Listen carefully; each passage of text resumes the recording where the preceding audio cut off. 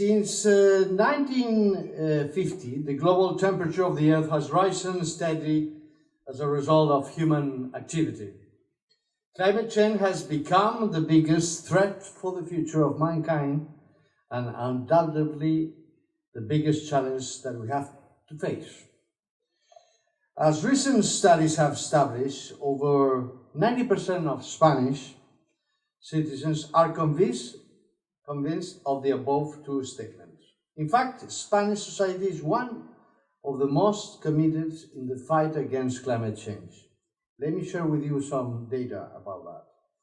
84% of the interviewed people that the current engagements of states in the world are not enough. 90% agree that the state must spend part of the revenues in countering climate change, and 50% will be ready to pay more taxes on vehicles as a measure to reduce the impact of climate change.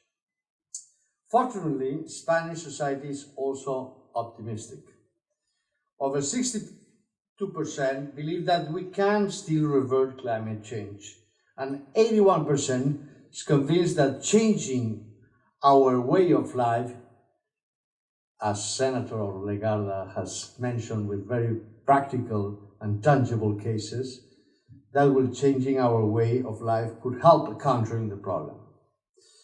Against this background, Spanish governments have been working very hard over the last decade to put in place a comprehensive strategy against climate change, with the objective of becoming a genuine world leader in green transformation. According to the Environmental Performance Index by the Universities of Yale and Columbia, Spain now sits number 12 worldwide in environmental health and green vitality. But there is, of course, a lot more to be done. In the field of renewable energies, Spain has made a great effort, trying to take profit of the relative advantages of my country in that field. Lots of sand, wind, some rivers, and long coastline. That has placed Spain number 12 again in the world rank of renewable energy production in 2018. When I say rank number 12, that means among the 193 countries in the world. After 4 years of continuous increase, the renewable energy sector grew in Spain over 10% only last year. But again, a lot remains to be done in the road to achieving the goal to reach 20% of total energy produced from renewable sources by next year. But countering climate change is not only reducing greenhouse effect, gas emission, and improving renewable energy production. It's much more. That is why more recently Spain has decided to address the environmental agenda from a much broader perspective and through a comprehensive approach.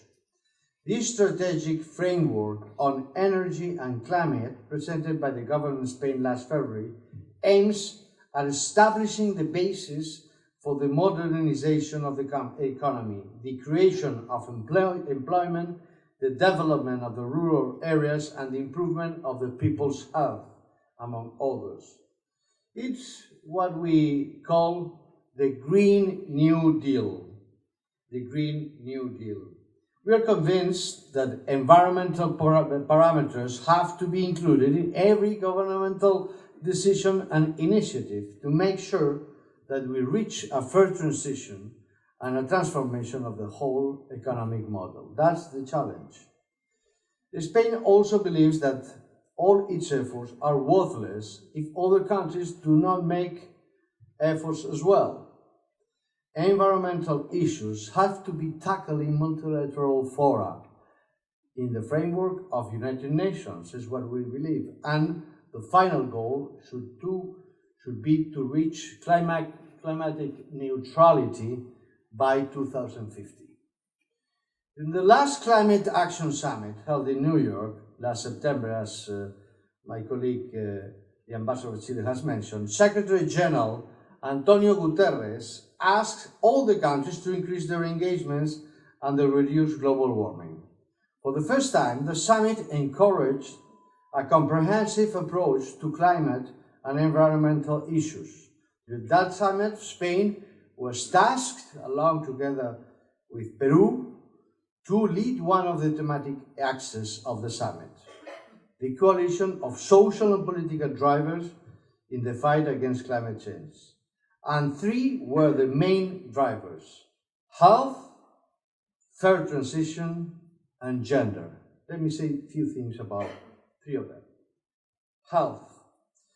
We know that the human actions that affect the climate also affect our health. The coalition has established as a goal to achieve by 2030 a better air quality following the World Health Organization standards. Signatories of this proposal engaged to develop national policies on air quality with measures on encouraging the use of electric cars, public mobility programs, improved public transport systems, and reducing road transport, among others. And regarding to the second factor, the second driver, fair transition. The aim is to reduce the negative impact on jobs of the policies against climate change. Very easy. We should be, very easy to say, not to apply, to implement. We should be able to create a new economic model low in emissions with new green jobs. The involvement of private companies is vital in this driver, and a good number of Spanish companies, some of them also established in the Philippines, have luckily signed this engagement. And the third driver was gender. States should include a gender perspective in their respective strategies against climate change and promote the active participation of women and girls in the leadership. It should be also taken into account that climate change affects more of the most vulnerable groups, particularly in development countries, which results in practice in women and girls being the most affected. But having said all that, the fight against climate change is not free, not even cheap. It requires a lot of funds. Spain is fully aware of it, and the engagement of the Spanish government also includes a financing program. During the Climate Action Summit in September, President Pedro Sanchez announced that Spain will contribute with 150 million euros to the Climate Green Fund of the United Nations over the next 4 years. Our engagement with the 2030 Agenda for Sustainable Development also inspires the Spanish development cooperation actions and programs, including in the Philippines, where disaster relief and resilience are one of the three main drivers of our cooperation. COP25 bears the title Time for Action. Therefore, how could Spain not step forward and propose Madrid as a venue when Chile had to step down? Of course, our close and fraternal relationship with the Chilean Republic helped to do that movement, but taking and holding the chairmanship in Chile, we're gonna hold the summit next week in Spain, in Madrid. So that's what we agreed, and that was the move of the Spanish government in order to help the organization of this important summit. In 2019, the population of many countries has taken to the streets, claiming for more action in many fields, but also on that field, on the part of their governments and agencies. Chile, that retains the COP25 chairmanship, as I mentioned, has also subtitled this COP summit as the Blue COP, in reference, of course, to the oceans and linking climate change and ocean sustainability. Another topic from which Spain could not back out. I'm certain that neither the Philippines, as you have some of the most gorgeous sea lives in the world. So let us hope that COP25 ends with high standards, raising everybody's ambitions and clear measures that will help the Earth to survive for some other millennia. It is indeed, as the summit says, time for action.